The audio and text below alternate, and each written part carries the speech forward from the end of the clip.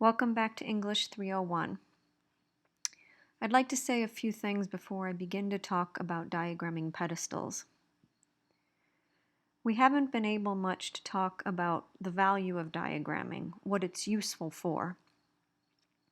Well, you're learning the basics in this course, but you can continue on to learn more about diagramming after you take the course. These basics give you a basic sense, a very clear conceptual sense of how your own sentences are working. When I'm stuck with my writing and when I know that a sentence is bad, but I can't tell exactly why it's bad, I will step back and diagram the sentence and find the problem. So this helps me and has helped me for my whole life actually to understand conceptually as puzzle pieces or pieces of a house what exactly is off in a sentence. So I can kind of see or immediately visualize a sentence. And with practice, this starts to become more and more natural. And to be honest, I can't imagine being able to write without having this sense of how sentences are put together really sort of glued into my brain. So keep that in mind. I'm also very, very, very aware when I'm writing about how I'm using the parts of speech, whether I'm using too many adjectives, for example, in a given sentence, whether I'm using too many prepositional phrases, which is one of my common errors, or whether I'm using unnecessary adverbs, or perhaps adverbial prepositional phrases when I could use only one adverb. These sorts of things. So keep this in mind. I think this is especially useful for grade school children. When children grow up with this kind of language and this kind of thinking in their heads, they really just are more at ease negotiating their own sentences and understanding how the sentences of others in a variety of media are working and in a variety of conversations. We don't have much time at all, really, in this online course to discuss a lot of these issues, which I do actually get into in some amount of detail in the live version of the course. So, that being said, let's now move on to discuss how to diagram pedestals. Well, first, what is a pedestal? If you look to page 31, you'll see a brief discussion or introduction to what pedestals are. Pedestals are basically a map, a small map that actually looks something like a pedestal that comes within the larger map of the diagrammed sentence. Pedestals diagram, and here's the key word, they diagram phrases. They can diagram individual words, usually they don't, but they are used to diagram phrases. Now, if you recall, what is a phrase? A phrase is a group of words that acts like one single part of speech. We've learned about prepositional phrases that work as if they are, they're groups of words that work as if they are, just the same as if they are, one adverb or one adjective. Now we're going to learn about other kinds of phrases that have very general names. So if you look to page 31, the three kinds of phrases we'll learn about are very obviously labeled noun phrase, adjectival phrase, and adverbial phrase. These are, each in order, groups of words that work like a unit. You cannot undo them, you cannot take them apart, so remember that. Just as you can't take apart the pieces of a prepositional phrase, so you usually cannot or should not take apart the pieces of one of these noun, adjectival, or adverbial phrases. They work like a unit. They work just as if they were one single noun, adjective, or adverb. When in doubt, or when you look to these diagrams and begin perhaps to freak yourself out, the way that sometimes we look at a math problem and allow it to frighten us for no reason, just remember that each of these pedestals, or these chunks of a map within the larger map, really is working as a unit, as one word that is one part of speech. Okay, so let's turn the page, and I'm going to very briefly walk through a few points that I'd like to make about these pages in the book before I turn to the exercise 12A's example.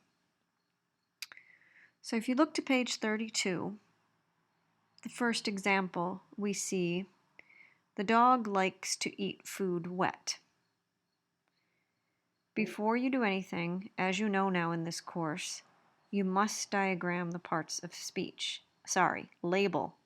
Important mistake. You must label the parts of speech.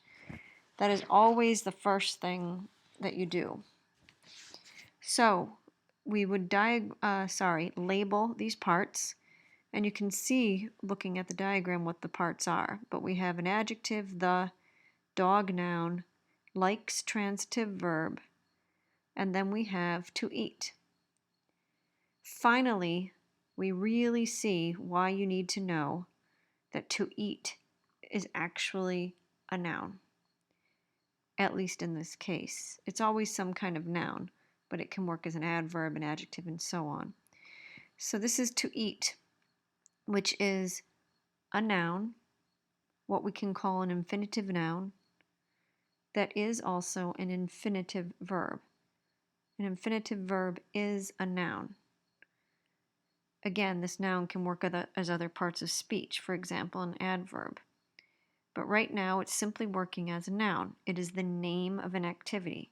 It is the name of eating. All right, the dog is not eating in this sentence. Nobody's eating. What is the dog doing? What is the verb that the dog is performing? The dog likes. What is the thing that he likes? To eat. He likes to eat. We could also put the word eating in there. He likes eating food wet. Eating is also a noun. It's a gerund. We've seen lots of these now.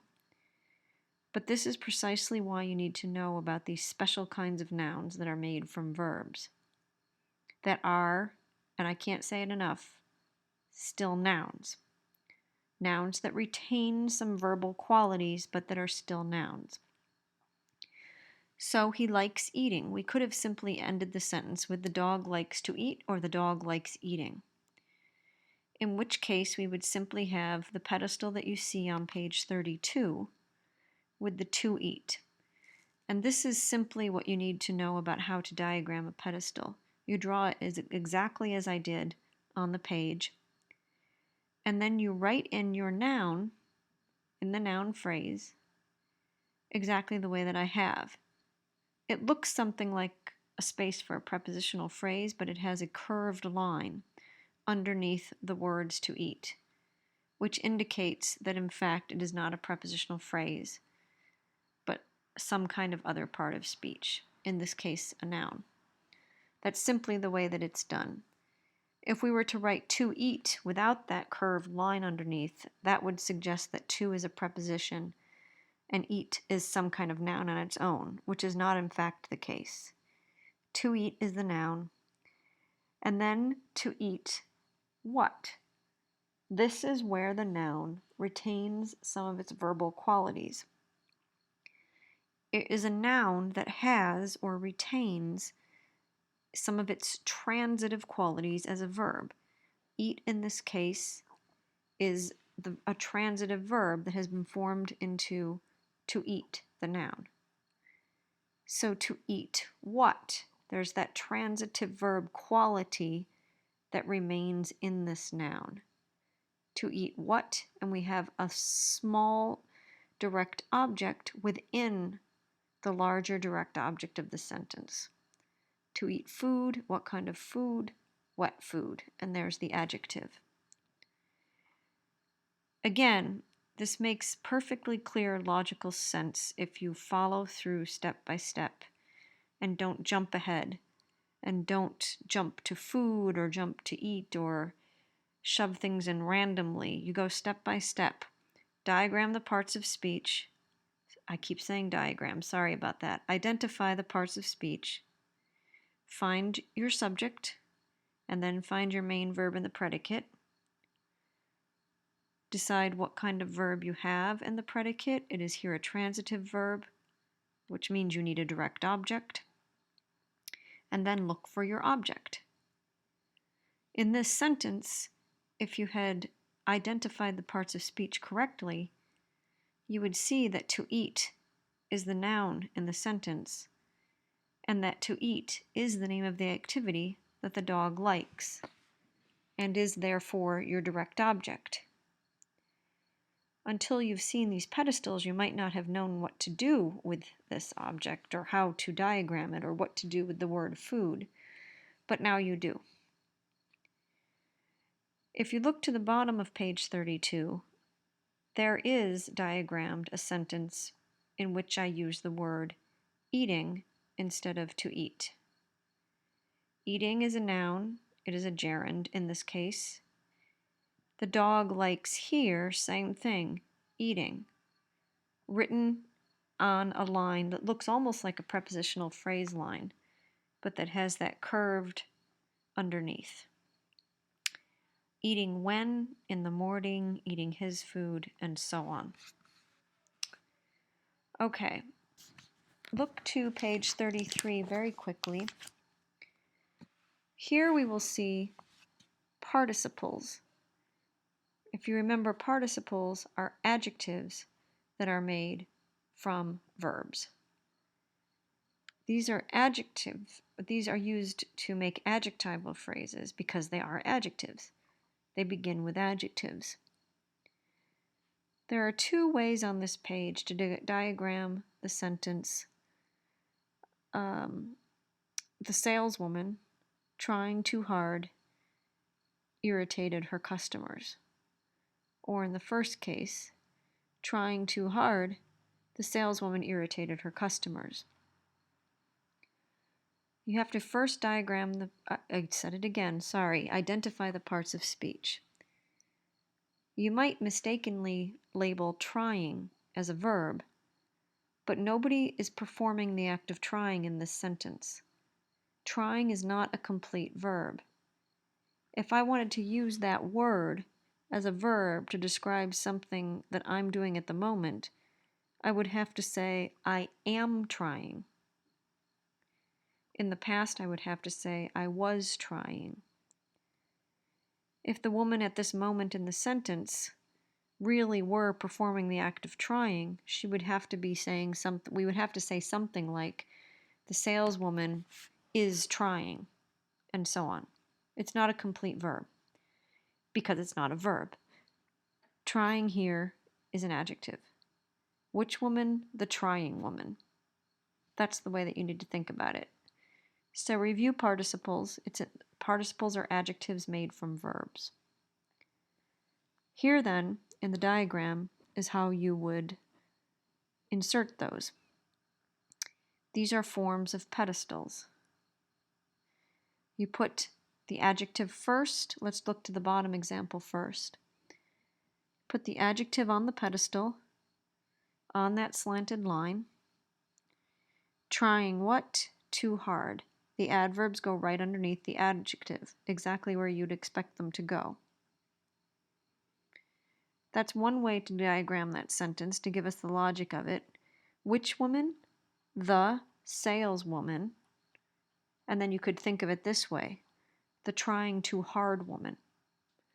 So you can try to think of these words, these sorts of adjectives that are participles and that form participial phrases or adjectival phrases, same thing, right? Adjectival phrase, as being possibly used as attributive adjectives, as adjectives that could come before the noun that they're describing. So we could say, we probably wouldn't say this, it sounds odd, but we could say the trying too hard saleswoman, and so on. That's the sense in which trying is an adjective. I do think this is a little tricky to hear, and your first impulse will be to call trying probably a noun or a verb or something like that. But keep in mind, look to what the word is doing. It's describing the woman. It's not telling us what she is actually performing in that moment. Because what she is actually performing is the verb irritated. That's what she's actually doing. So the saleswoman trying too hard, irritated, transitive verb, the customers or her customers. All right, you need to take some time to really carefully read through the 4 pages on pedestals. But now I'd like you to turn to the PDF file that's posted on the August 1st tab. I'm going to walk through this example. This is number 1 on the Diagramming Pedestals exercise 12A. You can see the sentence. What did I do? First, I identified the parts of speech. So we have all of the parts of speech and you identified, and you can look at those on your own. Move now to the diagram. The diagram begins with the prepositional phrase up above the sentence that is adverbial that introduces the whole sentence. You know how to do this already. Then we have the subject of the sentence, Americans. What did the Americans do, or what are they, or so on? They began, that's the verb. Began is a transitive verb. It requires some kind of object. Now, if you called spending a verb, you'd be pretty stuck. You'd have 2 verbs in a row.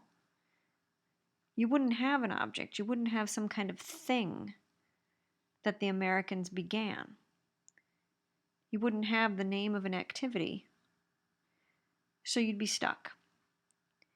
This is again why it's important to know that spending is in fact a noun. It's the name of an activity.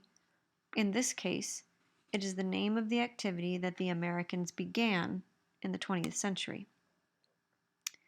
So we write that word spending, that gerund, that kind of noun that's called a gerund because it is actually made from a verb and it does actually retain some verbal qualities.